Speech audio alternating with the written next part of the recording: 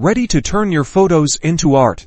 We're diving into the world of collage creation using Adobe Creative Cloud, a powerful set of tools to help you unleash your inner artist. First, let's start in Photoshop. To photo editing powerhouse, select the Open option, find your images, and import some photos you'd like to be in your collage. Within Photoshop, you can adjust brightness, correct colors, and add stunning filters to give your photos the perfect look. Use layers to cut out objects, remove backgrounds, and creatively arrange your elements. Experiment with different blending modes to create unique visual effects. Now, let's move to Illustrator for the collage layout. Create a new document with your desired dimensions for your collage. Start by mapping out the collage structure with various shapes and sizes.